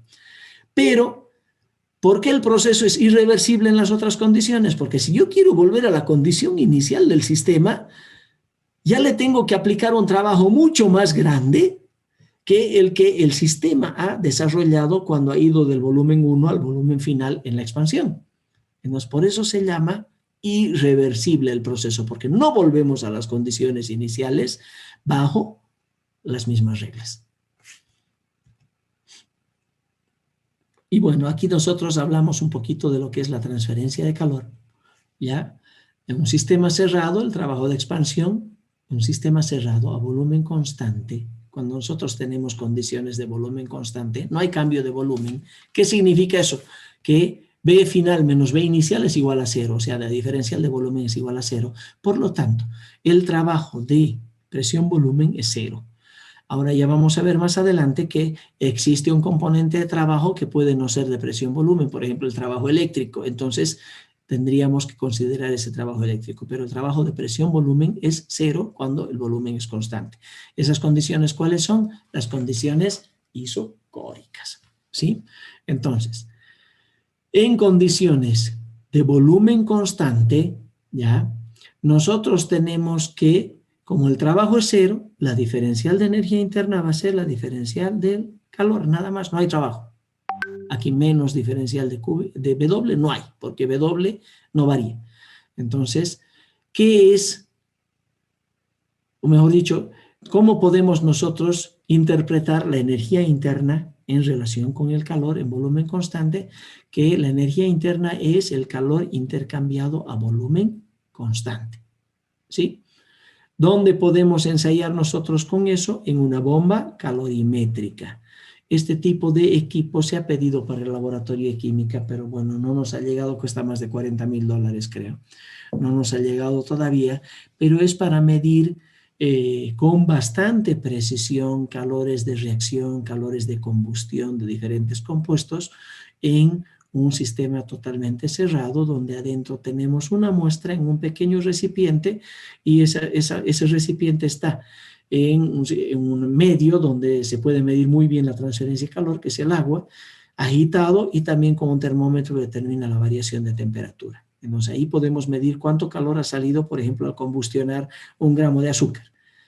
Ponemos calor, ponemos como se llama una resistencia eléctrica, combustionamos el grano de azúcar, sabemos cuánta electricidad ha circulado por ahí, o sea que la energía de esa electricidad se puede medir, y lo adicional por la combustión del azúcar, pues pasará aquí a incrementar más la temperatura y nosotros podemos determinarlo, ¿no? Entonces, ¿qué quedamos de aquí? Que delta de U ya es igual al calor intercambiado a volumen constante. Y si hablamos de calorimetría, ya será pues una capacidad calorífica a volumen constante multiplicado por una diferencia de temperatura. O si no hablamos en moles, hablamos en gramos, pues el calor intercambiado a volumen constante será la masa por una capacidad calorífica, ya no estoy hablando del calorímetro en este momento, pero una capacidad calorífica por el delta de T. Cuando hablemos de calorímetro específicamente, pues ya se podrá medir ahí. Ahora surge, y con esto vamos a terminar la clase, ya deben estar cansaditos, el concepto de entalpía. A ver, ¿qué son funciones de estado, jovencitos? Una función de estado es una propiedad del sistema que no depende de cómo el sistema pasa de una condición inicial a la condición final. Solo depende de la condición, de la diferencia entre la condición final y la condición inicial, nada más. ¿Quiénes son funciones de estado? Y esto se tiene que entender muy bien. Por ejemplo, la temperatura es una función de estado. Si yo tengo un vaso de agua a 20 grados, ese vaso de agua primero lo he calentado a 40, después lo he enfriado a 10, después lo he vuelto a calentar a 50 y después lo he vuelto a enfriar a 30. El estado inicial era 20 y el estado final era 30. La diferencia de temperaturas, ¿cuánto es? 10 grados, nada más. No importa los brincos que yo he hecho de temperatura. Entonces la temperatura es una función de estado. No depende cómo he llegado de la condición inicial a la final, solo depende de cuál era esa condición inicial y cuál es la condición final. Lo mismo ocurre con la presión. También es una función de estado. El volumen también es una función de estado. Bueno, ¿y a quiénes tenemos que meter ahora como funciones de estado? Tanto la energía interna es una función de estado y también este bichito que estamos aprendiendo ahora, mejor repasando ahora, que es la entalpía, también es una función de estado. Porque no depende de la condición inicial y la final, solo, mejor dicho, no depende de la trayectoria, solo de la condición inicial y final. ¿Quiénes no son funciones de estado? El calor y el trabajo. ¿Sí? Ni el calor ni el trabajo son funciones de estado. ¿Ya? Entonces, eso tengamos muy en cuenta, porque dependen de cuál ha sido la trayectoria que yo he utilizado para llegar de una condición inicial a una condición final. Muy bien. ¿Cómo se define la entalpía? La entalpía para mí, la primera definición, yo parto de aquí, es el calor intercambiado a presión constante en un sistema. Todavía no voy a entrar en estas ecuaciones porque no las quiero mirar, no quiero que nos enredemos, pero esto sí me interesa. Hace un momento hemos dicho que el calor intercambiado a volumen constante era el cambio de energía interna. Bueno, el cambio de entalpía es el calor intercambiado a presión constante. ¿Por qué todas las medidas que vienen de calores de solución, de calores de reacción, de calores de formación o de calores de fusión, de sublimación, etcétera, vienen como entalpía. Porque nosotros normalmente digo, porque hay excepciones, pero normalmente estamos con una presión constante externa. Si ustedes tienen una olla abierta, ¿ya? Y ahí están haciendo cocer algo, ¿cuál es la presión externa? La presión constante, la presión de la atmósfera, ¿no ve? Si ustedes tienen un reactor que no es un reactor sellado, digamos, es un reactor al aire libre, un vaso de precipitación donde yo estoy mezclando un ácido con una base, ¿sí? ¿Para qué? Para formar sal más agua, o estoy haciendo una neutralización. Entonces, ¿qué tipo de condiciones tengo? Presión constante, ¿no ve? ¿Por qué? Porque estamos en contacto con la atmósfera externa. Entonces, la mayoría de los procesos que se dan, tanto en laboratorio como en fábrica, digo la mayoría, son a presión constante. Por eso es que se ha introducido este concepto de entalpía como el calor intercambiado a presión constante. Y es este concepto el que se usa para las tablas de la mayoría de las propiedades termodinámicas de los diferentes tipos de materia. Pero bueno, entonces, la entalpía es una función de estado. ¿Cómo se la define la entalpía? Como la suma de la energía interna más el producto presión por volumen. Y fíjense que aquí lo único que hacen es una interpretación, una derivación, ¿no? Para comprobar que esa entalpía es en realidad una función de estado, ¿no? A ver, si nosotros ahora consideramos, aumentamos un pequeño diferencial a cada uno de estos señores, o sea, diferenciamos esto. Ya nosotros tenemos que la entalpía más una diferencial de entalpía va a ser igual a la energía interna más una diferencial de energía interna y más la presión más la diferencial de presión por el volumen más el diferencial de volumen. En esta primera parte no tengo ningún problema, pero aquí tengo un producto, ¿no ve? Entonces, presión por volumen, presión por diferencial de volumen, volumen por diferencial de presión y diferencial de presión por diferencial de volumen. Dos diferenciales multiplicadas entre sí normalmente en una ecuación sumativa pueden despreciarse, se aproximan a cero. Entonces, esto se lo elimina. ¿Y qué nos queda? Que la diferencial de entalpía es igual a la diferencial de energía interna más volumen por diferencial de presión y más presión por diferencial de volumen, que es una expresión matemática derivada de aquí, nada más. Pero hemos dicho que la diferencial de energía interna, ¿qué es? Diferencia de calor menos, para mí, menos la diferencial del trabajo, ¿no ve? Entonces, ¿aquí qué queda? Diferencial de calor menos diferencial de trabajo más B por dP más P por dB. Pero esta diferencial de trabajo, acuérdense que era P por dB. ¿Ya? Entonces hemos dicho que aquí es menos y aquí es más. Esto se va y esto se va y me queda diferencial de H es diferencial de Q más B por diferencial de P. ¿Ya? Entonces a partir de ahí sale la relación de lo que vendría a ser la diferencial de entalpía en su condición. Ahora, si la presión es constante, este bichito desaparece. Y al desaparecer este bichito, ¿qué me queda? Diferencial de H es igual a diferencial de Q. O sea que está comprobado que la diferencial de H es el intercambio de calor a presión constante. ¿Se dan cuenta? Primero quería entrar en el concepto y después presentarles la demostración. Entonces tenemos que delta de H es igual al calor intercambiado a presión constante y a partir de ahora va a ser la capacidad calorífica a presión constante por delta de T. Bueno, son 8:25, jovencitos. La siguiente diapositiva, que ya tiene que ver más con relaciones de termoquímica, la vamos a dejar pendiente. Yo voy a tratar la próxima clase. Ya hemos quedado el viernes a las 11, ¿no ve? La próxima clase, entonces el viernes a las 11, de completar todo esto que tenemos de repaso y que hagamos una pequeña evaluación diagnóstica de cómo están ustedes de Físico-Química 1 en la parte de ejercicios. Me interesa saber hasta dónde los manejo.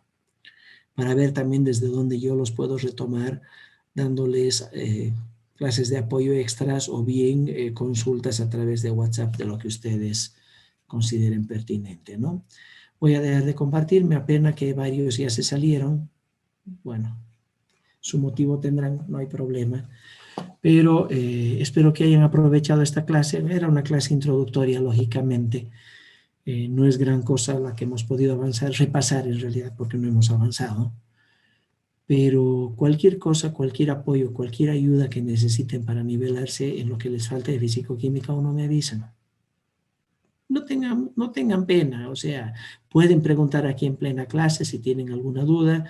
El WhatsApp siempre está abierto. ¿Ya? En mensaje, por favor, porque a veces cuando me llaman de WhatsApp yo no contesto, tengo bastantes tareas que hacer y atender, entonces ya me fijo en el mensaje, me doy un tiempito y les voy a contestar las consultas que ustedes tengan. ¿Está bien? Hasta el viernes ya voy a tener subido más material de apoyo. Vayan revisando lo que ya les he subido en este momento al sistema Moodle y bueno, veremos cualquier cosa adicional que pueda surgir hasta el viernes y que ustedes necesiten que yo les pueda apoyar. También el material didáctico va a estar presente para que ustedes puedan revisarlo y empaparse de lo que va a ser la materia en el transcurso de este semestre. Mil gracias a todos por su atención. Que tengan una hermosa noche. Bueno, Inge, gracias. Buenas noches. Hasta luego.